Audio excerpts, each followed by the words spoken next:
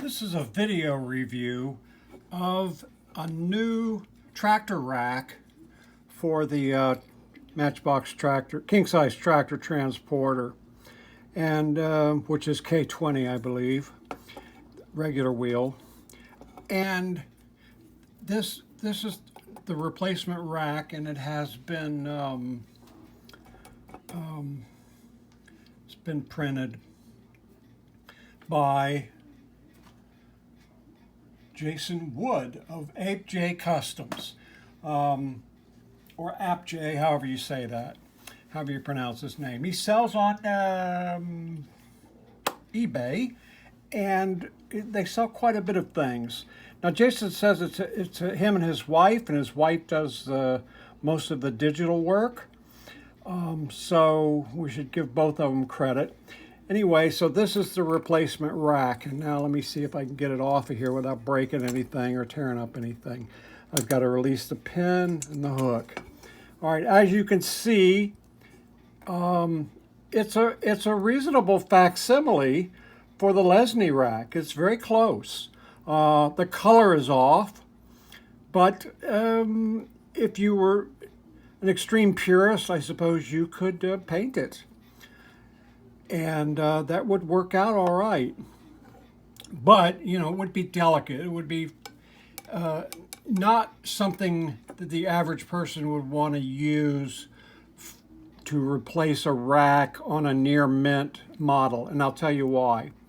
First of all, here's the underside of it. This front tang or tab is a little too short, and a tad bit too thick. So it looks good from this side, but from the other side you can see that it is actually quite short, and should be probably about twice as long as it is, maybe half again as long as it is.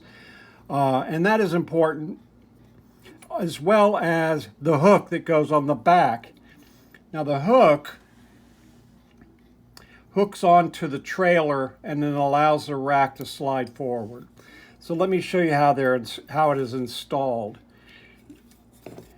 Here, as you can see, this bare metal spot where I've actually had to file down my trailer to have this hook fit well. You bring the hook and you bring it in at an angle. You get it right on that spot. I have to make sure I'm getting it right on the spot because I can't see that. And then you bring it down to where it lays on the trailer. And then you see that tab in the middle, that round post, that's got to go in that hole. But we don't worry about that yet because it all has to slide forward. So you want to bring the front tang down to where it's ready to pop in, and then you want to move it forward until that round post lines up, and then you press it in. And then so there it is sitting on the trailer. Now, even though the front tang is too short, and you can see it is just barely catching there on the front of the trailer. And after modifying the trailer by filing down where the hook goes, and then I actually filed part of the bracket with a smaller file, it actually sits on here pretty well, and it's a decent, reasonable facsimile for the Lesney part.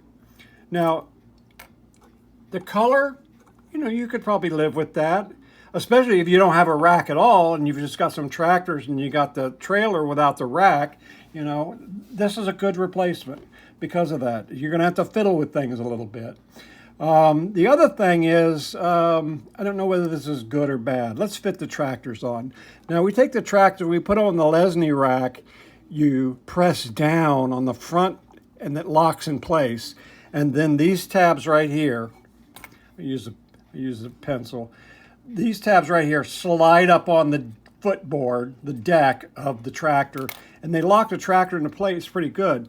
In fact, fans are happy with the Lesney rack because all these tractors, these hubs shrink and the wheels are all loose and wobbly, and it helps hold the wheels right in place. You can get them positioned where they look really nice and go on display. And as you can see, it's a firm setup.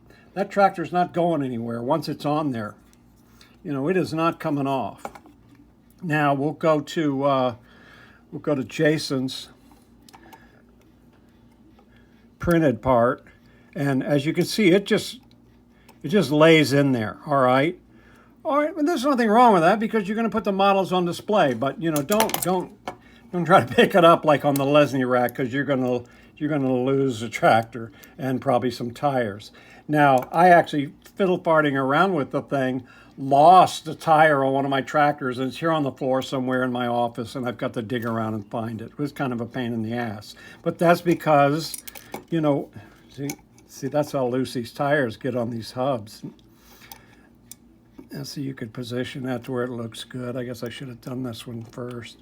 Okay, so there it's in place. If I can get the other tire on. All right, bear with me, I'm sorry. And I don't have any edit software, so you just get the raw videos. So, you know, you can get all your tractors on there. Let me pop this one off. There we go. And just set this one on like they go. Now, see that? No, damn it. I got a low battery warning, so I hope this has been recording.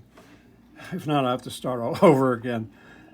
Again, raw video. So it looks pretty good. There's the tractors on that printed rack, and not bad. You know, like I said, you could paint it to more of a school bus yellow if you wanted it more accurate. But just don't pick up the trailer and try to move it anywhere once the tractors are on there because they're all coming off. So I give it a B on an A, B, C, D, F. And the reason I give it a B is mainly because of the fact that this front tab is just a little too short.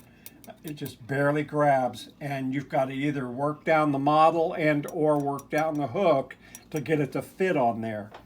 Because you could really easily break it off because of the way you have to snap it in there. So if you have no rack at all, with a little bit of finesse, you can get this one to go on your model. Like I said, if you're trying to put it on a minty model so you can get a rack and put all the tractors back in there, you're gonna have to do some work with it to get it on. Now the center peg is well done. It's long enough and it's in the right place. The problems are just with the hook needs to be a little bit deeper and the tang needs to be a little bit longer. I don't know if they can do anything about the colors. You know, they're limited to the spools of plastic they can use on those printers. So paint is an option. So anyway, there it is. I hope this helps if you're thinking about buying one. It's fairly reasonably priced. Again, he's on eBay. APEJAY, AppJ or ApeJ, and his actual name is Jason Wood. So Jason and his wife, they make these and sell them.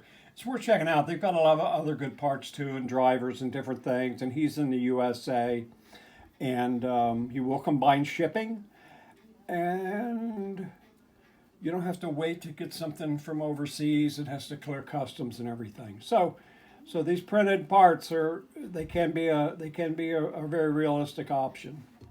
Thanks for watching.